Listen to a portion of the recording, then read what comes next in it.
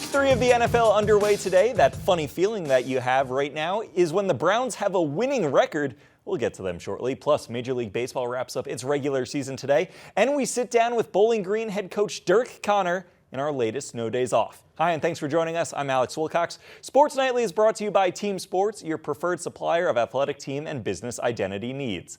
Let's get you straight out to the highlights. Browns looking for their second straight win, taking on Washington. First quarter game scoreless until Dwayne Haskins, the former Buckeye, finds Dontrell Inman. Washington takes an early 7-0 lead. But Cleveland would answer. Nick Chubb shakes off a few defenders and powers his way in for the score. Baker Mayfield, the first one to meet him in the end zone, loving what he sees out of his running back.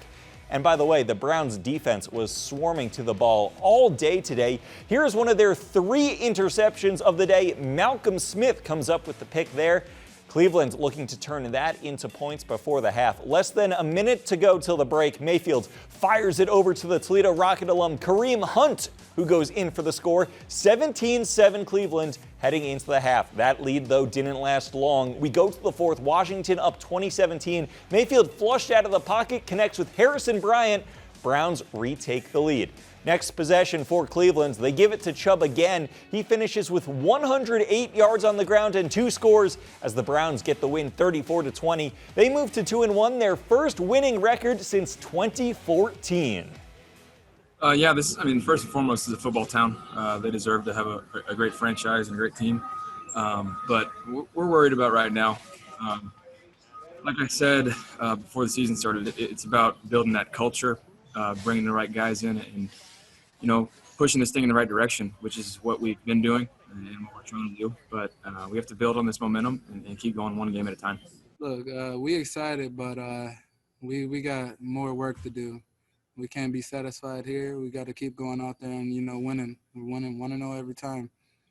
So we got to keep getting better and keep working and, go out there and keep, hopefully be 3-1 next week, We only 2-1 right now. Still a lot of football to play. A lot of football left indeed. Lions on the road today taking on Kyler Murray and the Cardinals. Early action, Cards driving. Murray lofts this one into the corner for Andy Isabella. Perfect touch on the pass for the score. Cardinals take the early 7-3 lead. To the second, Cardinals looking for more, but Jamie Collins steps in front of this pass for the interception. That's Murray's second pick of the day. Lions take over in Cardinals territory. Detroit hoping to turn that turnover into points. Matt Stafford in the empty backfield on 4th and 1. Quick hit out to Jesse James. 5-yard touchdown strike. That puts the Lions out in front 10-7. Now after a rushing touchdown by Murray, Detroit looking to answer right back with under 40 seconds left in the half. Stafford here finds Kenny Golladay. Nice catch for the score. Lions back on top 17-13.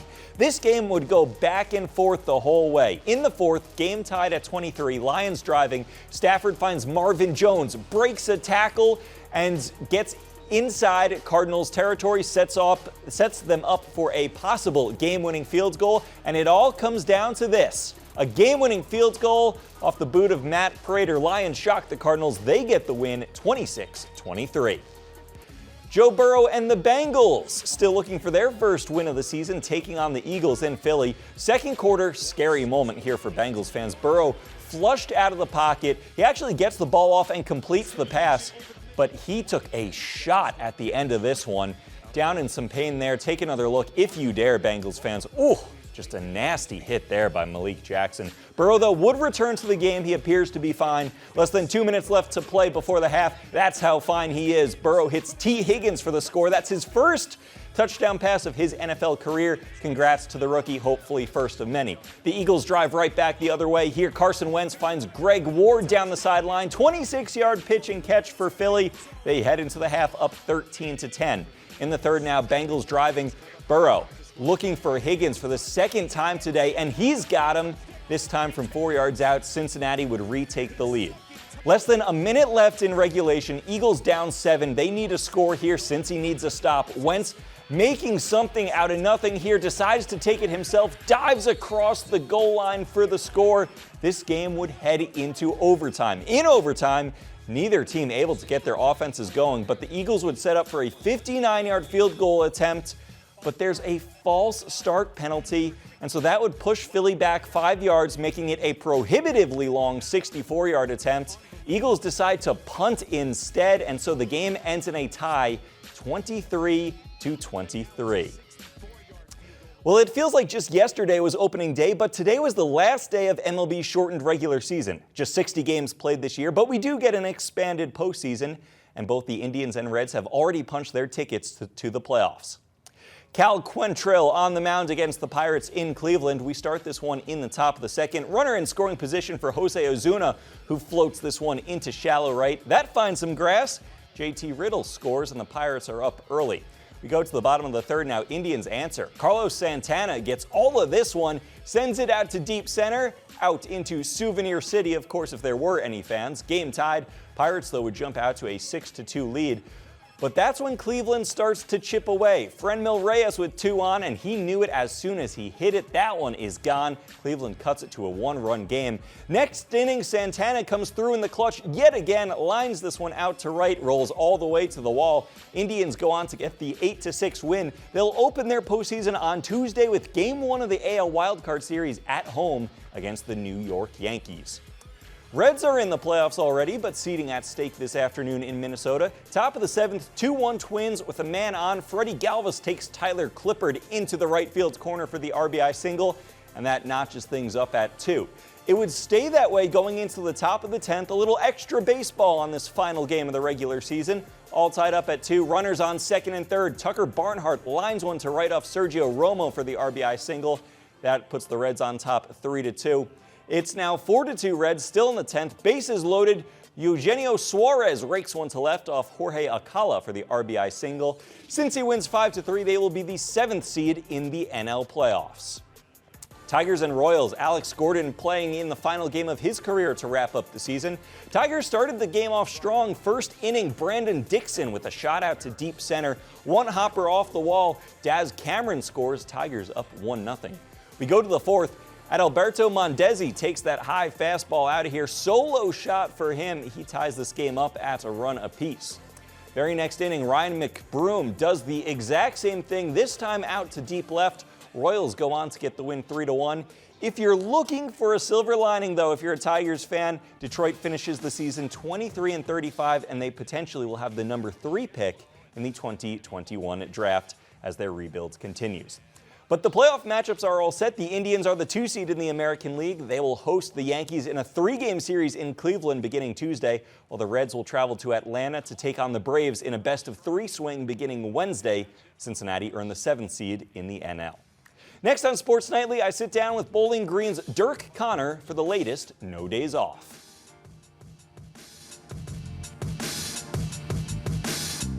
Bowling Green is coming off their first loss of the season, losing to Perrysburg in a game that would have given the Bobcats a share of the NLL title.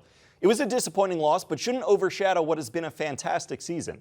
Earlier this week, I sat down with Bowling Green football coach and athletic director Dirk Connor for a wide-ranging conversation, including about his team, his quarterback, and playing the underdog card. Here's part 1 of No Days Off with Dirk Connor.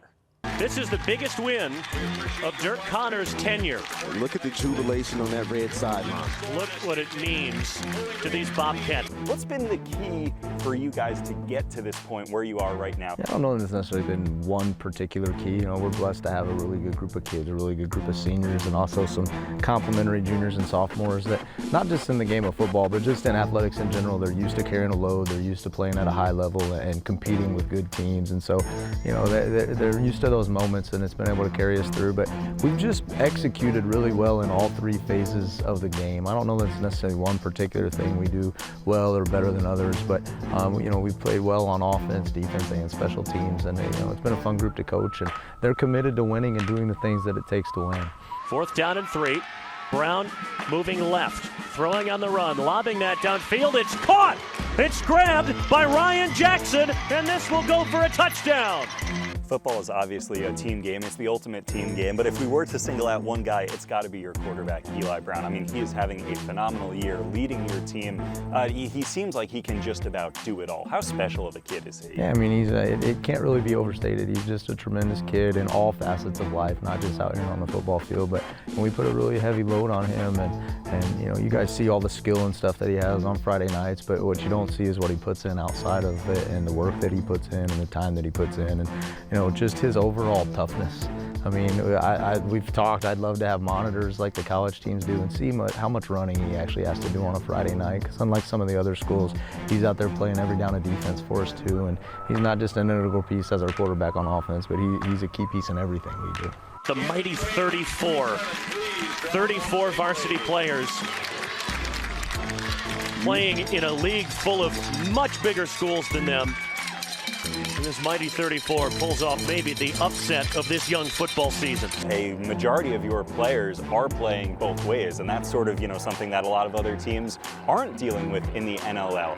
How are you able to sort of prepare your guys for that, knowing that, hey, every game that we go into, you know, we may be the smaller team, we may have less numbers, but you still are able to come out with the win? Yeah, I mean, I think there's a lot of things that go into that. We're a no excuse program. We never make any excuses for anything we do, and there's never a valid excuse for us to not accomplish something that we need to accomplish. So, you know, as coaches and as a coaching staff, we don't complain about things, and I'd like to hope that transfers to our players, that they just see us for, all right, we're going to go out and play the game and win, and we're not worried about those type of factors right there. But then, you know, secondly, we really try to, our kids put in a ton of work during the off season, and they put their bodies in optimal condition, and we try to protect them in practice. You know, we've changed some of the things we do in practice this year and how we do things to be less physical and really have them ready to go on Friday nights. And, you know, hopefully some of that's paying off, but a lot of it's just a tribute to our kids and how tough they are, and also the families and some of the way they've been raised and to overcome things like that. And so, you know, we're going to go for 48 minutes, and we'll have 11 guys on the field, and that's all that you have to have. It seems like your team really relishes the underdog factor. Is that fair to say? Yeah, I don't know. I mean, I think it gets played up more, and sometimes I'm not as fun as interviews with because of that. But it's not something we play up. I mean, you've never heard us say, hey, we've only got this many on our roster, and they've got that many, or this school has that enrollment, and we've only got this many. It's just, you know, it's a matter of, hey, here's the obstacle this week and what we've got to do to win it. And that's really what we focus on, and it's just all about how we play the game of football. Coming up next on Sports Nightly, part 2 of my conversation with Dirk Connor. We discuss the challenges of being a coach and athletic director at the same time, the importance of being a role model to his players, and balancing football with family. Sports Nightly will be right back. Sports Nightly is brought to you by Charlie's Dodge Chrysler Jeep Ram. Doing it different, doing it right. Welcome back to Sports Nightly. In part 2 of my No Days Off interview with Bowling Green athletic director and football coach Dirk Connor, we go beyond the field and discuss some of the challenges of being both a coach and AD, as well as being coach and dad. Plus, we talk about what inspired him to get into coaching in the first place. As we mentioned, you're the head football coach here. You're also the athletic director. How much of a challenge is that, just juggling both roles? It's a tremendous challenge, especially given this fall. And, you know, fortunately, I have a lot of good support and a lot of people that help me out in that role. And, you know, my first year that I did it, it was, you know, overwhelming. And trying to be 2 places at once was a lot. But now, like I said, I've got some good help around the school, and I'm able to, you know, focus on one job at a time. And, you know, I have people that help me out, that when I'm out at practice now, I can be at practice instead of constantly checking my phone to see what's going on. And, you know, and also it's a huge help because, you know, the other coaches are very supportive around. When I took that job as athletic director, that was one of my main concerns is, you know, I'm technically these people's boss, but I'm also their colleague and go through the same things that they go through. And I thought that would be a negative, but it's ended up being a positive. And, you know, the relationship side of that and working with the other coaches and the other athletes and things is by far the most rewarding part of it. But when you were growing up, was being a high school football coach always the goal for you, or what did you want? Yeah, no, absolutely. You know, I've known from probably the time I was about 14 or 15 years old that coaching football and teaching high school was really what I wanted to do. The athletic director thing just kind of happened, to be honest. But yeah, this is something that, you know, I'm a very simple human being. I love football, I love teenage kids, I love my family, and other than that, there's not a lot to me. And so this is a perfect role for me, and it gives me a chance to enjoy life and continue to compete in things on Friday nights, and hopefully, you know, not only compete and have us do well at football, but I really hope the kids that leave here have learned some things and some of the important things that we try to instill in them within our football program. Is there a responsibility that you feel to sort of be that, not necessarily father figure, but just, you know, a role model, you know, in these kids' lives as they're going through, you know, some very important stages? Yeah, absolutely. And kids come from so many different backgrounds, and they're in so many different places and so many different situations. It's without a doubt a responsibility, but, you know, what's probably most important is just it's genuine. You know, there's a genuine love for my kids. I tell my kids I love them. They'll tell you that, and I do. And, you know, that doesn't mean we're not hard on them and we don't hold them accountable. In fact, that's what love means sometimes, is holding people accountable. But yeah, absolutely. But it's less of a job, and I'm just fortunate that, you know, what drives me inside is what I get to do for a living. And, you know, they go hand in hand together, and you know, it's a good fit. And I really value those relationships, and you know, what we build and the way those kids succeed after high school is just as important as being 4-0 and competing for league championships. But that's good too. Winning is always good, right?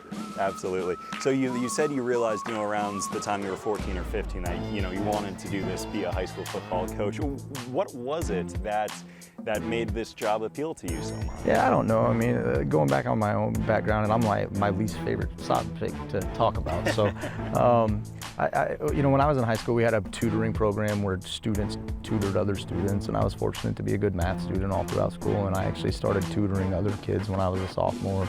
And then the football thing has just been, I've been hooked on that since I was little. I mean, I can remember being a little kid and, you know, playing with my football guys and drawing football fields on a chalkboard, and, you know, I've been drawing plays in binders ever since I can remember and things of that nature. And, you know, just like you've said, I've had a lot of coaches that were positive influences in my life. You know, I have a great family, great mom and dad that raised me the right way. But, you know, going back to those coaches, one of the things that always stuck with me was, you know, I had coaches tell me, you know, don't just do a job because of money or things like that. Find what you love to do and do that. Because at the end of the day, when the alarm goes off, you still got to wake up and enjoy what you do. And so, you know, that's what kind of caused me to go down this path, is this is something I love. And, you know, I don't have to be motivated to wake up and come watch film on Saturday morning. It's something I want to do. In fact, I got to turn it off sometimes. But so it's just, you know, I'm fortunate enough that, you know, I get to do what I love and get paid to do it. But you mentioned that sometimes, you know, you have to turn off the film and step back a little bit. Is it difficult, sort of, you know, blending, you know, family with coaching at times? Yeah, absolutely. And I'm blessed to have a tremendous wife, and, you know, my kids still know that Daddy loves them, even though I put in, you know, about 70, 80 hours a week. And being an athletic director makes it 10 times harder in that regard as well. But, you know, one of the things that's important to me is my family knows that they're the most important thing and not football. So I make it a very big point to, we don't talk about football in my house. When I come home, I'm just dad. I'm not the coach. Doesn't matter whether we won or lost. And, you know, I hope that's something that when my kids are older and they look back, that they know that they were my #1 priority. But yeah, absolutely, it's incredibly tough. I, you know, leave about 5 a.m. on an average Monday morning and tell my wife I love her, and I usually see her Saturday afternoon about 4 o'clock. So, and that's just how the job goes. And, you know, I'm fortunate to be in the position I'm in, and I value that, and, you know, I'm willing to work hard at it. So. Time for a quick break. When we come back, it's Player of the Week time. Meet the 4 stars who shine the brightest Friday night. Sports Nightly will be right back. Sports Nightly on BCSN is presented by Team Sports. Here's a look at this week's Charlie's Dodge Chrysler Jeep Ram Player of the Week nominees. Up first, Northwood's Jay Moten, 426 yards of total offense. That's just what he did, not the team, just him. In the Rangers' 62-20 win over Eden, a victory that clinched Northwood's 3rd straight TAC title. The quarterback accounted for 7 touchdowns, 2 passing, 5 on the ground, as he rushed for 228 yards and passed for another 198. Mike Jewell's pick is Springfield's Brandon Langston. The junior running back had 213 yards on 24 carries and 2 scores in the Blue Devils' 31-23 win over Southview, their first victory of the season. Jerry Bell revamping that Blue Devil offense this week, and it pays off in Langston's big game. Your next option comes from Claire Dow. It's Whiteford quarterback Shea Ruddy. In the Bobcats home opener, the sophomore had 4 touchdowns, 2 rushing, 2 in the air, including what proved to be the game-winning throw late in the 4th quarter on a gutsy 4th down call. Bobcats now 1-1 on the season after the 44-42 win. And finally, the fans nominee, Napoleon running back Michael Chips. Without the injured Jarrett Gerdeman, Chips moved to fullback, and Mikey liked it en route to 183 yards on 30 carries and 3 touchdowns as the Wildcats rebounded from last week's loss to Perrysburg with a 36-14 win over Northview. Those are your nominees. Voting is open until tomorrow at noon. Sports Nightly will be right back. Well, before we say goodnight, let's take a look at our fantasy football leaders from Week 3. Tyler Lockett having a huge day for Seattle. 9 receptions, 100 yards, and 3 touchdowns. His quarterback, Russell Wilson, threw 5 touchdowns. Also, Josh Allen is having a phenomenal start to this season. Justin Jefferson, the rookie out of LSU, with a big-time performance, as well as Allen Robinson in the Bears' comeback win today. Those are your fantasy football leaders. That's going to do it for us on Sports Nightly. Good night.